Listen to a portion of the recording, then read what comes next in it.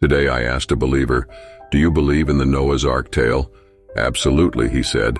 "What makes you think so surely that it really happened?" I replied. He said, "If the Bible says it, then it must be true." I said, "Come with me. Let me help you see beyond the smoke they put in front of you." I asked him, "How big was the ark?" 300 cubits long, he said.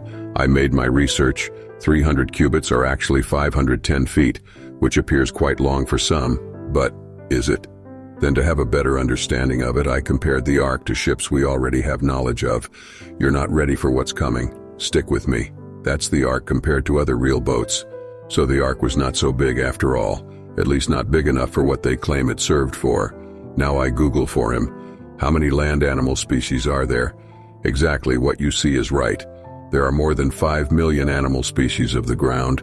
With this number, we can easily have an idea of how many animals there were on the ark, since God ordered Noah to take a pair of every living animals and birds. Or maybe not, because when you read Genesis 7 verses 2, 3, it is no longer a pair of each animal that God asked him to take in. It's instead 7 pairs. The verse goes, "Take with you 7 pairs, male and female, of each animal I have approved for eating and for sacrifice." Read for yourself if you please. Anyway, I am not going to take this into account. So if we do a simple math, Noah had to put on the ark at least 10 million animals. A pair of elephant, giraffe, tiger, lion, cheetah, rhinoceros, gorillas, you name it. We're not even talking about the birds yet. A pair of elephants alone is about 10 tons. Let's be honest. Can you really imagine a wooden boat made by 2 men holding so much weight and has enough space for all of these? Remember folks, a wooden boat. There's no way that it can hold so much animals. No need to tell you how bad water would leak in with such an inward weight. Then I Googled for him. How many days Noah spent in the ark? 150 days. Oh my God. So not only Noah could fit so many animals on his piece of wood, but he could also stock enough water and enough food for all of them for 150 days, without forgetting that some of them are predators. How believable is that? Just use a little bit of logic and see for yourself, fam. And again I asked him, as it was raining crazily, Noah had to put a roof on the ark, right? He answered, yes, he had to cover it from everywhere for better chance of survival. So God asked him to put one window. Hold on, only one window. How do you expect more than 10 million creatures and Noah's family to breathe in a sealed boat with pee and poop smell, with only one window?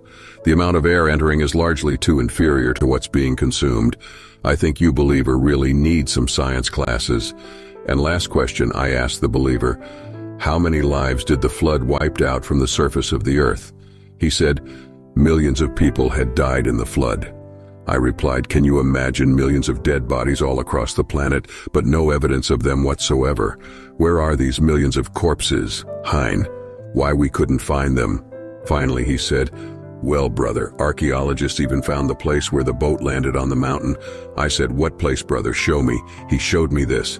You see, he showed me this picture. Then I'm like, ooh, gosh, give me a break, brother. Just use a little bit of logic with me. The bottom of boat is shaped like that. Do you see? Well, like that.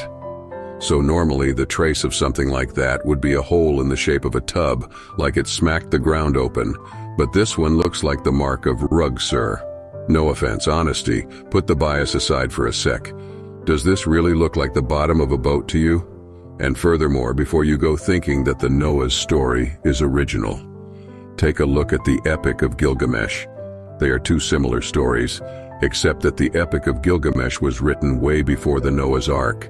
And one last thing, scientists even said that our planet Earth does not contain enough water, showing that it has been flooded as described in the Bible. The Noah's Ark is entirely fiction. The biblical story is being based on a much older myth originating in Sumeria and called the Epic of Gilgamesh.